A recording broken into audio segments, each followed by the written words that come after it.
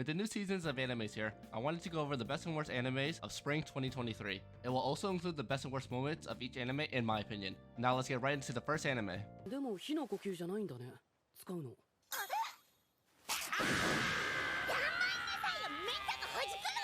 Best, Demon Slayer Swordsmith Village Arc. At this point, we expect Demon Slayer to be great with every new season. This season did not disappoint. I know there were memes going around saying Demon Slayer's story is mid and the animation carries it. They aren't wrong, but the season was still entertaining. There were a lot of backstories, and it felt like the stakes weren't as high compared to the last season. I enjoyed the season. The animation is top tier, and I'm excited for the next season. Best, animation. Demon Slayer looks amazing. Everybody knows this. They legit have infinite money to make these scenes look incredible. This one scene here probably costs more than a whole season of a generic isekai. I expect the quality of animation to be S tier for the foreseeable future, especially since Demon Slayer is currently the most popular anime. They better not pull a 7 Deadly Sins. Worst, little fish. These little fishes are not a threat. There is no way they are putting in damage. They are basically like a Chucky doll. Just kick that mofo.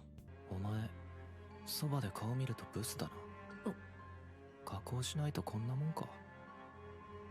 はあ Best, Oshi no Ko. In my last video, I said Oshi no Ko would be better than Demon Slayer for the seasonal anime, and I stand by that comment. I really like the manga, and I thought they did a great job adapting it. Oshi no Ko has a great mix of fun and seriousness. The tone is constantly shifting, which keeps me hooked. It portrays the entertainment industry well, especially with what the actors and idols have to constantly go through, good and bad. People were expecting the show to explore more of the dark side of the industry, but that's not the main point of the show, only a part of it. I really like this anime, and I can't wait for season 2. Best, characterization. I like all the characters. They did a good job with making the characters stand out from each other. They showed the characters' ambitions and the emotional and physical toll this industry can have on the people. With all the ups and downs of the characters, it makes us feel for them and want them to succeed in their fields. Best, Kana Arama. She is the best character in the season. She is a great tsundere, and I like her story. She was a child star that lost all her momentum when she grew up. Kana is a realist of where her career is going and is doing something about it to save it. She has an ego, but I can't help but being a fan. Worst? Memes.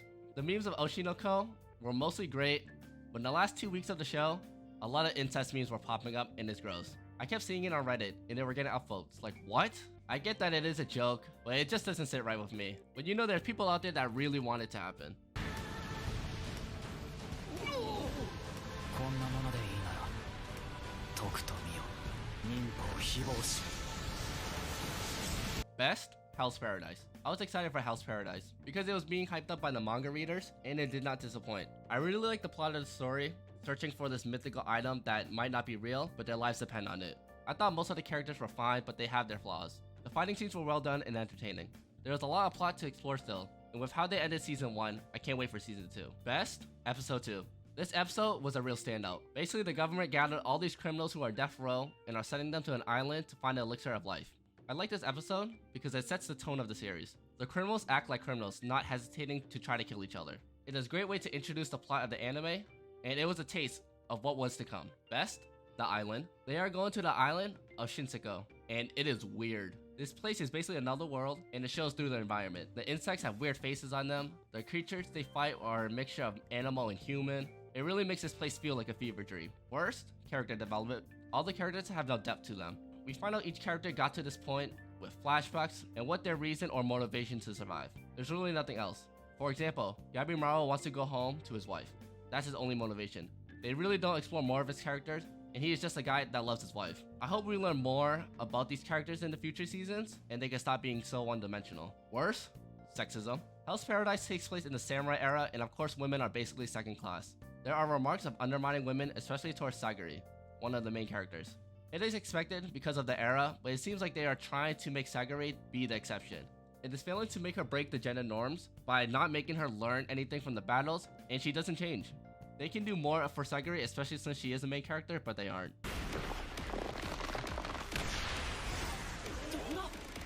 おい見ろ一定の場所にとどまり出したぞ嘘だろ飛べたのかあいつ Best, Mashle, Magic, and Muscles. One Punch Man, Mob Psycho, and Harry Potter mixed all together, and you get Mashle, Magic, and Muscles. This is one of those turn off your brain and just watch. It is a parody anime, which is pretty hit or miss. Mashle is chaotic, random, and ridiculous at times. Mashle is a mix of different influences, and I think they did a good job with it. It is a dumb, fun anime with good animation. The characters are one-dimensional, the plot is predictable, and the main antagonist is generic. Not every joke or gag hits, but I didn't hate it. I enjoyed and was entertained with the series. If you like comedy parody animes, Mashle is a must-watch. Best? Dot Barrett. I was mostly entertained by this character. He is your typical girl-crazy, down-bad character that wants a girlfriend. He starts off as a jerk who thinks he's the main character, but is humbled by Mash. Dot has the best facial expressions of all the characters. The voice actor did an amazing job with his lines, and was by far the best one. Best? Facial expressions. The characters make some of the craziest facial expressions. Facial expression is a staple in comedy parody anime, and it did not disappoint.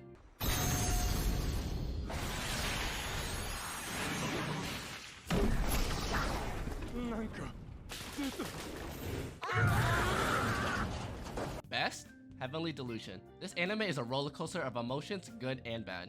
Heavenly Delusion does a great job with the post-apocalyptic setting. They have everything you expect in this world. Monsters, bandits, makeshift civilizations, cults, human experiments, and more. It portrays what people would do in a lawless world. Heavenly Delusion has two plots, the story of Maru and Kiriko, and the story of the kids in the facility. I wasn't a fan at first of the kids in the facility, until I found out how it was connected to the other plot. Heavenly Delusion is a must-watch, but there are some trigger warnings. I want a second season, but it could be years from now, because there's not enough manga material to be a second season. Best? Show not tell. This anime does not treat you like an idiot. Viewers who pay attention can connect the dots of certain plot points. Everything is connected. Heavenly Delusion does not give every answer, but it can be solved. I recommend reading the threads of each episode on the anime subreddit if you want to understand more of the episode. Spoilers for this series? One minor and one major. You can skip to the next anime if you don't want to be spoiled. Best? Trackstar. I never trusted the director, but watching her be in a wheelchair the whole series just to have her get up and run was hilarious. Worst? Robin. Robin is a bitch ass that has to die. He is barely in the series and I hate him. Fuck you, Robin, and I hope you get a slow, painful death. Fuck Robin. All my homies hate Robin. I don't have enough words to describe my feelings for Robin, so Lindsay, take it away. Like how you're a two-faced, backstabbing, lying little... Takuma! Wow, すごい偶然! Yamada-san じゃないですか! 山田さんですよね! Best? My love story with Yamada-kun at level 999. This is your typical gaming romance comedy anime. I find this anime fun and entertaining. It follows the usual tropes of rom-coms. It's a slow, chill type of show. You can find many shows like this, but one standout in the show is the main female character Akane. She carries the show and makes it entertaining. The other characters add some flavor to the show, but overall nothing special. It's an above average rom-com with gaming elements. If you like romance anime, I would recommend it. If not, then it's probably a pass. Best? Mr. Kamoda. He is the old man of the group, and he is wonderful.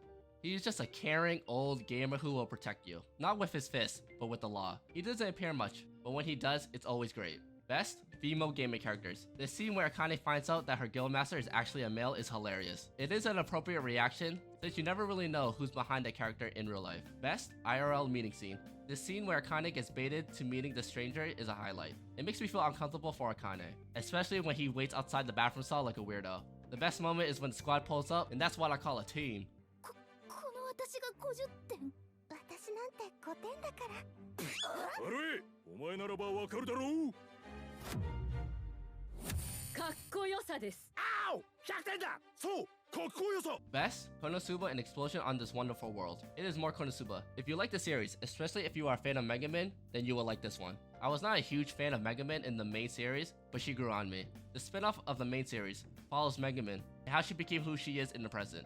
I was expecting more of a school setting with the other Crimson students, but that only lasts a couple episodes. The duo of Mega Man and Union is entertaining, but the spin-off doesn't really add to Mega Man's character. I like the spin-off, but it's nothing special. If you like KonoSuba and Mega Man, you will like the spin-off, but other than that, there's nothing that is added to the world of KonoSuba. Best? The crew. When Mega Man gets into the city and is starting off her adventure career, we see and hear snippets of characters from the series. I had a smile when I would hear Kazuma and Aqua bickering, or Darkness walking by enjoying the damage he took from a monster. This was the best way to have them in the spin-off while making them a main part of it.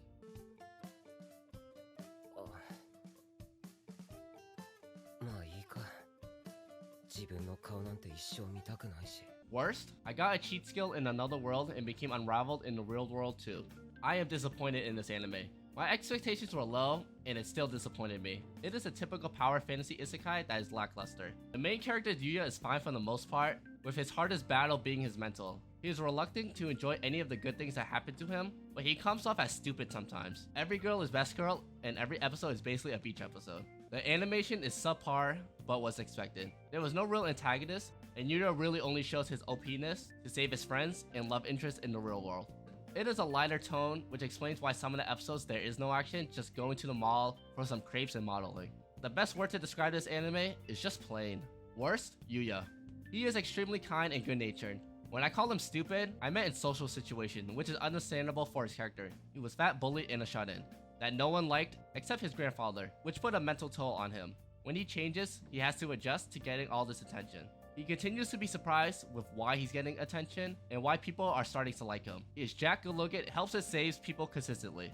Of course people will give you attention, but he keeps playing coy, which is annoying at times, and his failure to understand it is what makes him stupid. 大丈夫ですか怖っあ、なんでもないです Best? Skip and Loafer. This anime is a gem. I would call it a hidden gem, but it's pretty popular. Skip and Loafer is heartwarming, and it is a high school anime done right. The characters are filled with depth, there are realistic, relatable situations, and it does a lot with each episode. We see development with characters throughout the episodes, no drastic changes, but more realistic changes that would be appropriate for high schoolers. Skip and Loafer is a chill watch that overall is great. This is what I want in a slice of life anime, and if you are a fan of the genre, this is a must watch. Best? Mitsumi. There are many great characters, but Mitsumi is the best one. She is the main character after all. She is comedy gold, her facial reactions is top tier, and her optimism can't be matched. I really like her drive to make her goals come true, and taking the steps towards it, while learning more about her new environment. If she's bad at something, she will practice to be better at it. 10 out of 10 character for me. Best? Nao-chan. Mitsumi's aunt, but was her uncle at one point. I like the way the anime revealed it by just saying it. They didn't make a big deal or have a huge reveal. They said it and moved on with the story. It makes sense for characters like Mitsumi to not make a big deal of it, since it's her family and she will already know that Nao-chan is trans. It was a great way to incorporate a trans character, and I hope other medias do it in a similar way. さて、早速お金稼がないと。僕の平穏な生活のために。この世界で僕にもできるような仕事ってある。人殺しとか追いはぎとか Best? Dead Mount Play. I thought this was going to be an isekai killing game based on the synopsis and trailer. It turned out to be a reverse isekai. I had no expectations coming in, but I found myself enjoying this anime. The plot has some interesting points, and I like the cartoony reactions characters have. It doesn't take itself too seriously, especially with some colorful characters. The plot can be hard to follow, with fast pacing and different storylines crossing. It can be easy to lose track of plot sequences. The fight scenes are okay but entertaining. The story is a mystery that needs more episodes to solve. The ending gave me more questions than answers. I don't know if I could recommend Dead Mount Play. I was entertained and enjoyed the show, but there are moments of dullness with a hint of confusion. Maybe wait for the second part to come out before watching this one. Best? Misaki. She is bubbly with a killer mentality.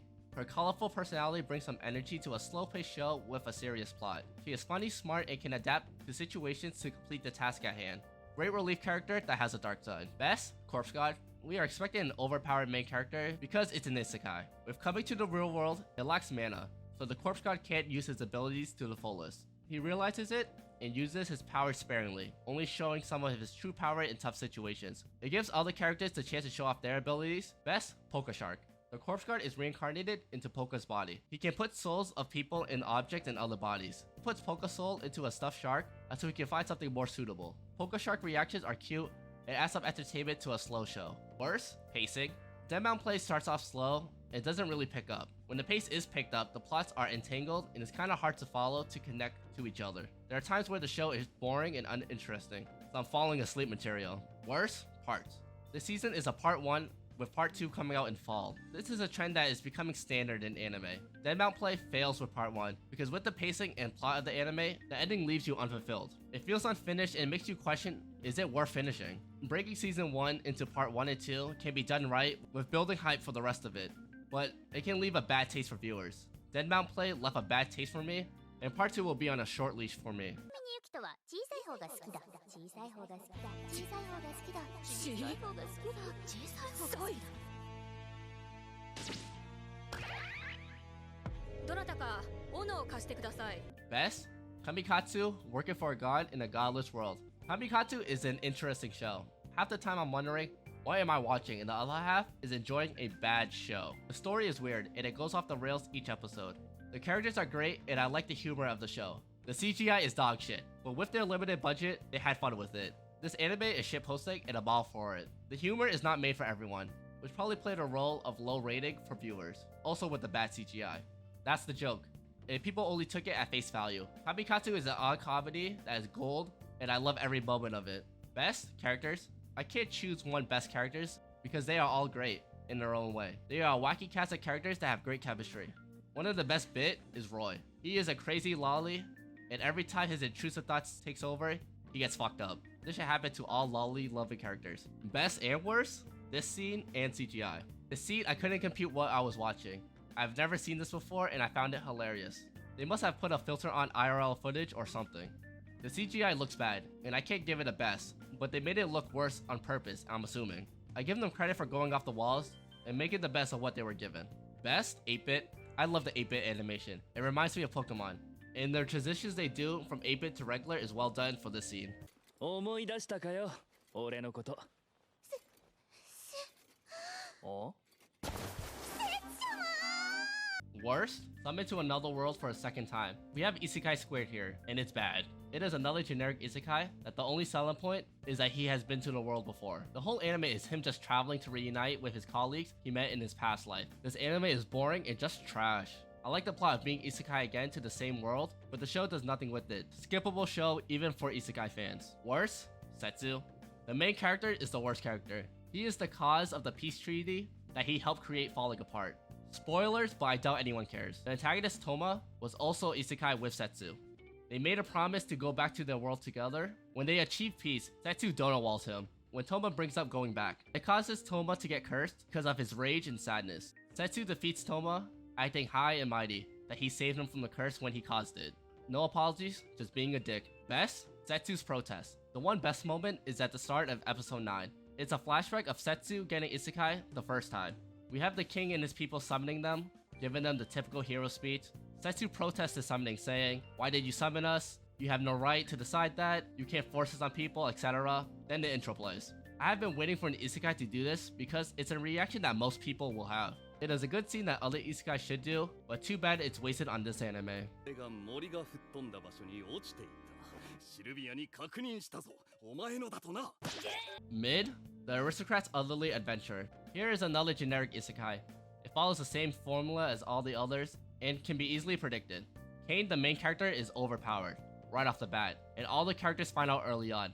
Nothing really special with this anime. At least it looks good and the music is good too. Average across the board. Worst? Surprise. The characters are constantly being surprised. Kane did this or defeated that. He is overpowered. And they know early on because they looked at his skill card. They should be used to all the feats he is accomplishing. It even told them to tone it down. He doesn't tone it down, and the characters are constantly saying, You what? Best? Trouble. Going off on what I said is the worst, it leads to the best moments in the anime. Kane getting yelled at by the king. I find it funny, him going off about the destruction he caused, with Kane on his knees begging for forgiveness. I swear it happens like every 2 episodes. I like it every time, and it is a bright spot for me for a mid-anime. たとえ悪魔だろうとこんがりジューシーな豚肉の方がいいはず。さあこっちに来い。自信作の落とし穴にはめてやるぜ。臭い。俺、豚肉嫌い。 Best? The legendary hero is dead. This was one of the best animes of spring. It is silly, funny, and stupid, and borderline degenerate, and I'm all for it. Toga accidentally kills the hero, and his soul is put into the body of the dead hero. It is a fantasy show with a main character that's not OP, which is a nice change. He has to use strategy to defeat enemies, and it gives the chance for other characters to shine. It follows the same plot of forming a party and saving the world, but has its own twist. It has dumb humor with fan service dumped in. I found it funny and entertaining throughout the whole series. This anime is not made for everyone. Overall, just a fun show to watch. Best? Thighs. Toka has a thigh fetish, and he makes it known. His obsession with them creates comedic moments and an obsession with radishes. If you have a thigh fetish, this anime is for you. The scene where he uses his sword to create a giant radish to hide in, and the scene where he uses the sword to create a giant thigh to crush an enemy is hilarious and outrageous. Best? Yuna faces. Yuna is the main victim of Toka's thigh obsession. She's also the main person who puts him in check. The faces of disgust she makes towards Toka when he deserves it sends shivers down my spine and is funny.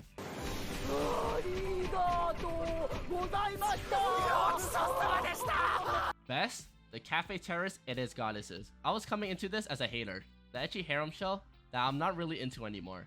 Maybe in like 2014 I would be hyped for the show, I came into this expected the same generic tropes we've seen over and over again, but surprisingly like the show. It does have those tropes and is trashy, but entertaining. It is a guilty pleasure anime that is filled with fan service. I like how the anime looks with the bright colors and sleek look. The characters is what made me like the show. The character starts off rocky, but they grow on you, especially Hayato, the lead male. Look, it's a harem ecchi show about girls working at a cafe in maid outfits, where they also live with their boss. You know what to expect with this anime, so watch at your own discretion. Best? Ami. She is the best character. I wasn't a fan at first, her being a generic fitness girl, but her stupid humor made me a fan. She has the most comedic moments, and she can kick ass. My favorite scene is when she's tasked to go scare some customers, and she wears a mask of horror slasher films. I love references, and it was hilarious.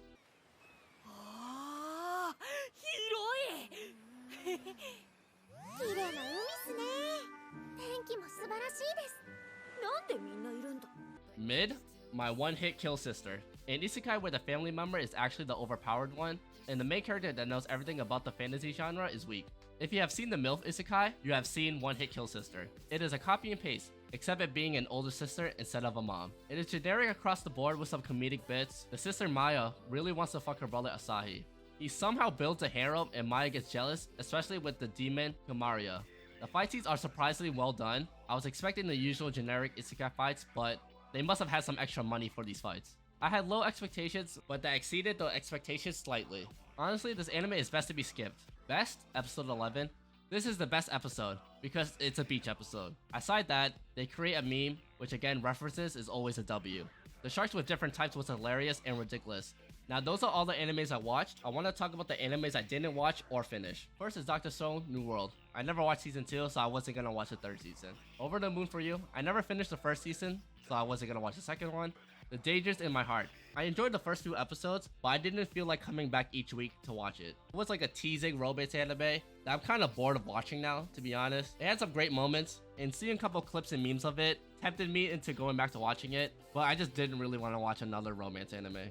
Insomniacs After School. There was a lot of animes I was watching this seasonal anime, and unfortunately, this one I just didn't have the time to watch. It seemed like an interesting plot, and it looks like it could be a pretty wholesome romance anime, but I just didn't have the time to watch it. The Ancient Magnus Ride 2. I never finished season 1, so I wasn't gonna watch season 2. Ranking of the Kings, The Treasure Chest of Courage. I never watched season 1, so. A Galaxy Next Door. I watched the first episode, and it was fine, but I didn't feel like coming back to it. Just another romance anime that I didn't really want to watch. But I'm just burnt out of romance animes right now. My Home Hero.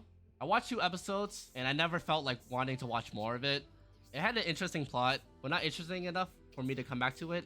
And again, there was a lot of animes I was watching, and I just didn't have the time for it. In Another World with my smartphone too. I watched the first episode because I watched the first season, and I'm just wondering to myself, how did I even get through the first season? And last one here, Kuno's Bad Girls. I watched the first 3 episodes and I read a bit of the manga. I knew what to expect, and I just didn't want to come back to it each week. It had some interesting moments in it, but I kind of lost interest in it overall. And those were what I thought were the best and worst animes of spring 2023. There was a lot of animes this season, and I tried my best to keep up with them, but some of them had to get dropped. Overall, I thought spring was pretty good. The hyped anime lived up to its hype, and there were some nice hidden gems. And I probably could have added more best and worst moments for each of the animes, but I was kind of rushing to finish this. But yeah, that's it for this video. Let me know what you thought were the best and worst animes of spring 2023. And also let me know what animes that I missed that I didn't talk about. Thank you for watching. I'll see you in the next video.